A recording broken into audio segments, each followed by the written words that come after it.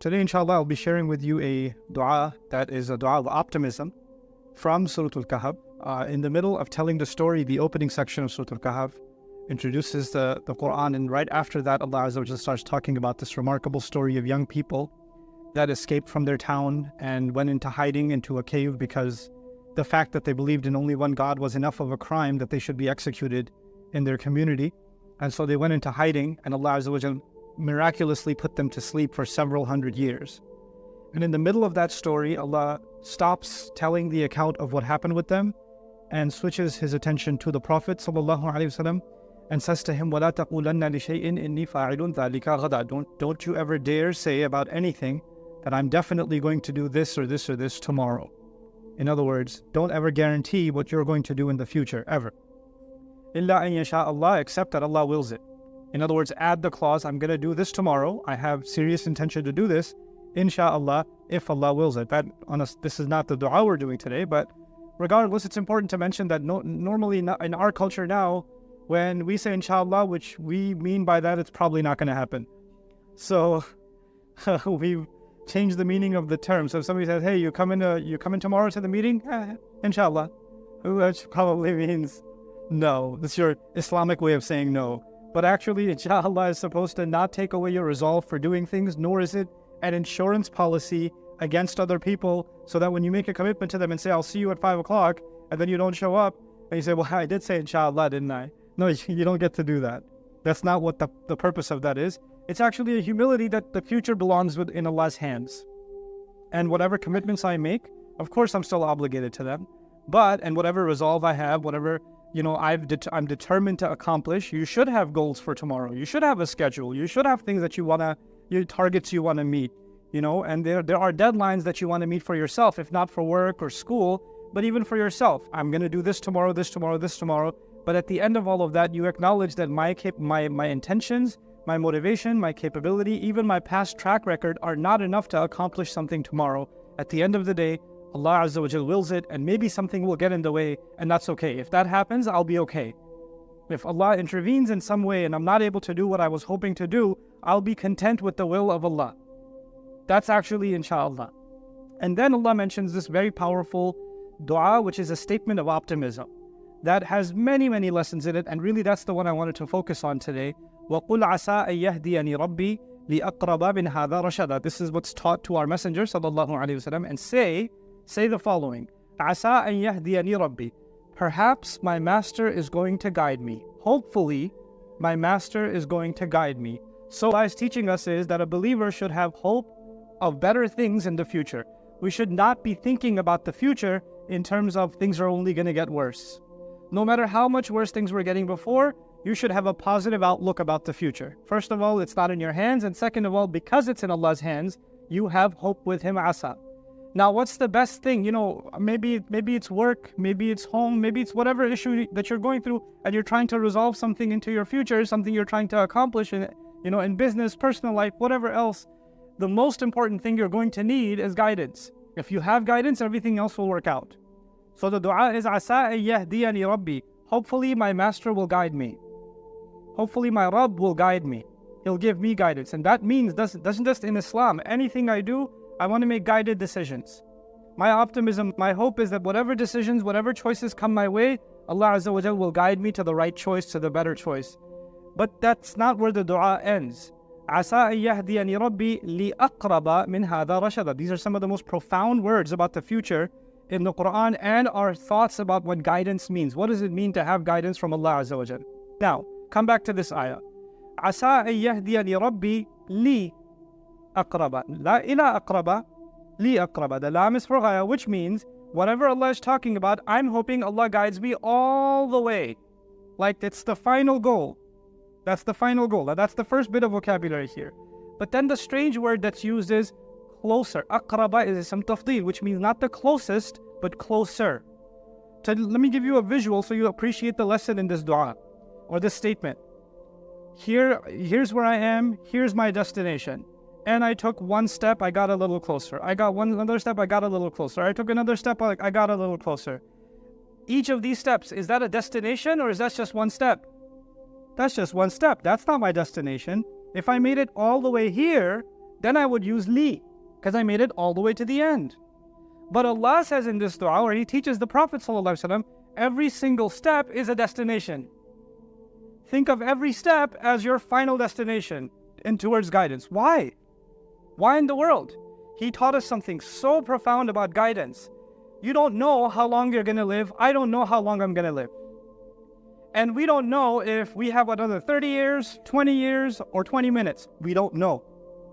So if in these 20 minutes that I have left, Allah knows, if I took one step, I should take that step as though it's my final step. I should take it as my ultimate goal, as if I'm not intimidated by everything else. I'll give you another example to help you understand this. You know, kids that memorize the Quran, especially when they start out, they go into the program, and some kids been memorizing for 6 months, some kids been memorizing for a whole year, and this kid started day 1, day 2, and he's only done it for a week. And you know what the kids do? They're memorizing, and they hold a number of pages that they memorize like this, and then they look at this part, and then they compare, oh my God, I know nothing. And the kids that have memorized half, they're like, they're always looking at what more have I not done. It's intimidating, you understand? I only did this little, there's this much left. When somebody starts learning about deen, study of Quran is an endless ocean. Maybe you start learning a little bit about the Arabic language or studying the Quran. Well, I only know a little bit about the Fatiha. I don't even know all of Baqarah. Oh my God, Ali Imran, and then Nisa, and then Maida, and then Al-Umma. There's so much left that I don't know. There's so much knowledge that I don't have. And you start worrying about, how am I ever going to get to the destination? How am I ever going to know everything? Some people are really into memorizing the vocabulary of the Quran. Man, I don't know all the words, and even if I do, I forget. For all of those people, think about not just in terms of seeking knowledge, but seeking knowledge is a dimension of this. Every step you take is a goal. If you sat there trying to spend some time understanding Allah's book, those minutes that you spent, you accomplished a goal. You don't say, yeah, I did it, but there's so much more left. Don't worry about the so much more left. Today, think of it as the goal accomplished, And what that does for every believer is they learn to enjoy their journey. That getting closer is their goal. Not getting to the end, just getting closer is your final goal.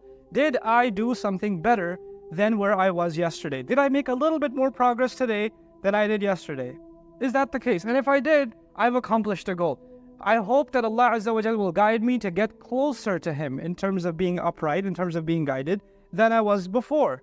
Just give me one more step. Just give me one more step. And you know what? So long as you've taken a step, some people are 1,000 steps ahead of you. Some people are miles ahead of you. Some people are 1 inch ahead of you. Some people are behind you. You no longer care. All you compare yourself is where you were yesterday and where you are today. You no longer compare yourself to anyone else. You know what happens inside a classroom sometimes? There are some, I've been teaching a very long time. Lecturing is different. Teaching is different. When you're teaching in a class and some students always, the teacher half asked the question, he's already raised his hand. And he's constantly raising his hand. And the person next to him starts feeling really inferior in their intelligence. Like, this guy knows all the answers, even before the teacher asks. And then, in the beginning, you're impressed. Then later on in the school year, you're trying to figure out how to assassinate this guy during the recess because he makes you look so bad every time. You start comparing yourself to them and saying, well, they got a 90, they got 100 on the test. I only got a 70. And you start feeling inferior. But wait, on the first test, you got a 40, and now you're getting a 70. You made huge progress. But you don't see that anymore because you're comparing yourself to someone else. You think because you're comparing yourself to them, you're a loser. Someone else. You think because you're comparing yourself to them, you're a loser. You understand? Allah Azza wa Jalla gave this profound dua so that we learn that when we stop looking at others, we look at ourselves, and we're optimistic that Allah will show us progress at our own pace in our own way. Some people will take giant steps, some people will take little steps, some people will go very fast, some people will go slow, and that's okay, so long as they are making progress. So you're not worried about how far you get, you just worry that you took a step. I mean, if we just got from Azuzu to A'udu, that's good progress. I'm proud of you. And that's the dua we make with Allah Azza wa Jal when we say, Asa an yahdiyani Rabbi li aqraba min hadha rashada. The final piece of this dua is rashada.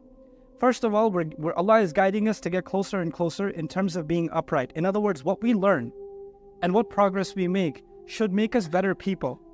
You shouldn't want to learn Arabic so you understand the Quran. You should want to learn Arabic so you can appreciate the Quran to become more upright. Like, that's the goal. You could know a lot of Arabic and still be a horrible person. Arabic is not going to make you a good person. You shouldn't say, I'm going to memorize the Quran and that's my goal. No, memorize the Quran so you can remember Allah's words, so it can give you more rashad. Memorizing the Quran and getting an ijazah in tajweed and reciting it perfectly and all of that is not going to make you a better person. It's actually, those are means to an end. Don't forget the end. The end is to get closer to being a better person. Aqraba rashadan. Aqraba min hadha. And min hadha also. Where am I right now? And how can I be a little bit better tomorrow? And the beauty of this dua, Allah expects no one to be perfect. Allah expects no one to be perfect. No one to make it all the way to the end. Allah is going to ask me and He's going to ask you, how did you take that little step that I asked you to take? How did you just take that one little step? And you know what? That makes it a lot easier to be optimistic. Because Allah isn't even asking me how many thousands of steps did you take. He's just going to ask me about that one step. And when I take that one step, He's only going to ask me about that one next step. That's all. That's all I'm answerable for. So you no longer get intimidated by what you don't know, what you haven't done, what you haven't accomplished. No, that's no longer a concern for you. What did I get done today? And how is that better from what I did yesterday? What improvement?